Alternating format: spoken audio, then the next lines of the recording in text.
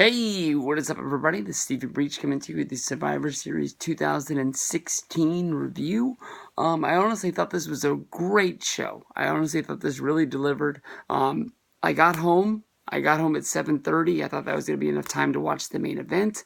Instead, the show was over. I got home as Goldberg was in the ring celebrating. I thought that it was his entrance, that he was sort of greeting his family and cheering along with everybody. And then I saw Brock Lesnar squatting in the ring. I don't know why they would make the show start an hour earlier to have it end a half hour early. That's going to be a mystery that hopefully they talk about on The Observer tonight. But I don't know. When Vince plans out the pay-per-view schedule, it's not around my schedule. So it is what it is. I still sat down. I still watched the entire show from start to finish. I honestly thought there was going to be matches that I would fast forward and not want to watch. But I watched the show from start to finish. I thought that it was a really good show that's probably going to be remembered more for the Goldberg versus Brock Lesnar match and all the mysteries that are going to surround it. Why Goldberg won the match in such fast fashion, and just was it backstage politics? The one thing I'm thinking about more than anything else is the way Brock looked on Raw, and I sort of thought that when he took his shirt off, he didn't look like he was as fit. He sort of looked like he was mailing it in. I don't know. I mean, Brock is somebody that loves to get paid, and he's got a long-term deal with WWE, so he's not going anywhere. But was Brock upset that this was sort of well known that he was going to win this match? And, in the last little while, they've been seeing how over Goldberg is, and they asked him to lose the match. Maybe he didn't want to. Maybe he had to be asked to. Maybe, Brock likes being the focus of attention in WWE. He hasn't been beat since being beat by The Undertaker at SummerSlam 2015. He hasn't been pinned since WrestleMania 29 by Triple H. And before that was at Extreme Rules by John Cena. So I'm not saying that Goldberg isn't a main guy, but Undertaker, Triple H, John Cena, Goldberg. Goldberg's a name, but he's not one of the marquee guys of WWE. He sort of seems like he's the guy of the minute because of the video game. The guy that wasn't even in the company for 12 years.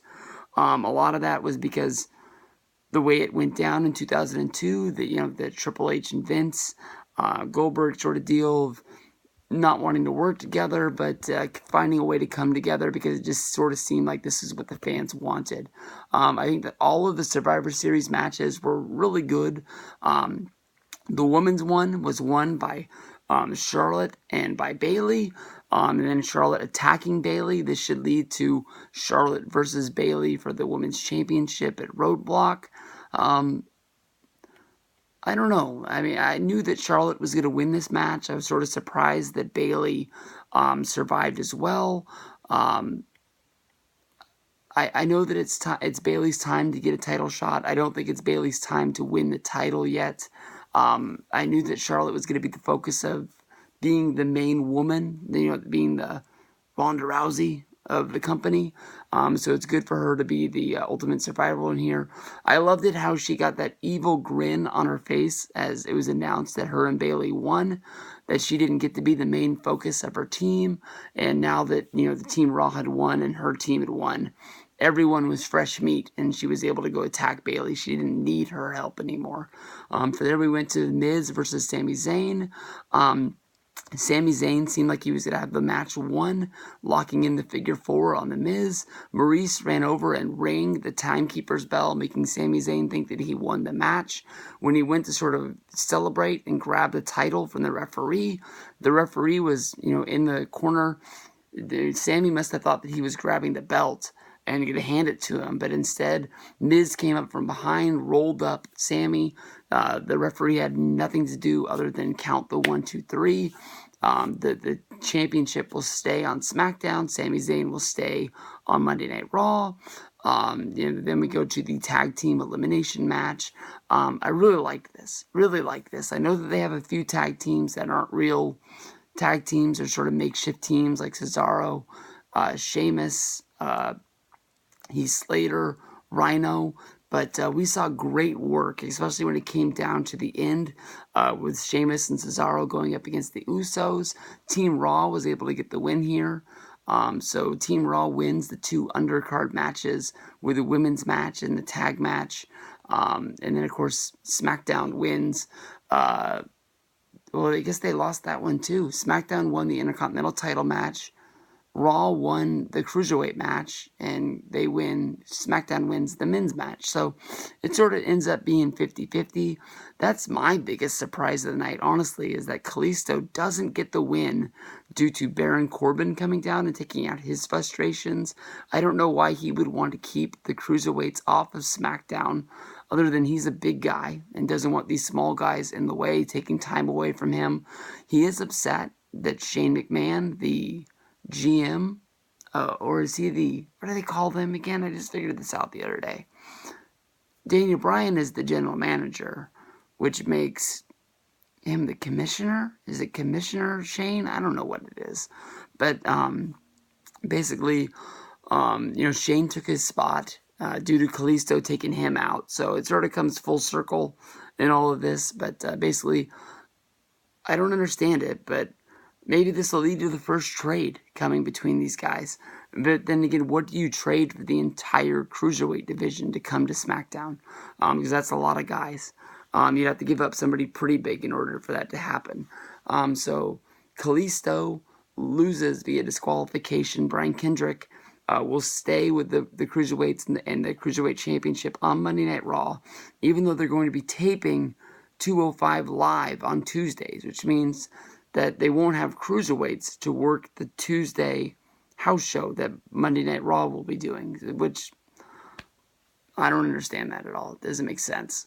They should all be on the same brand with Daniel Bryan, with Ronaldo doing the commentating, but it's their company. Let them do what they want to do. Men's match was fucking awesome. SmackDown and the Wyatts get the win. Came down to the Shield going up against the Wyatts. Shane McMahon got knocked out. He's probably hurt. His bell got rung. Is he going to want to continue to keep wrestling? The rumor is that he's going to fight Brock Lesnar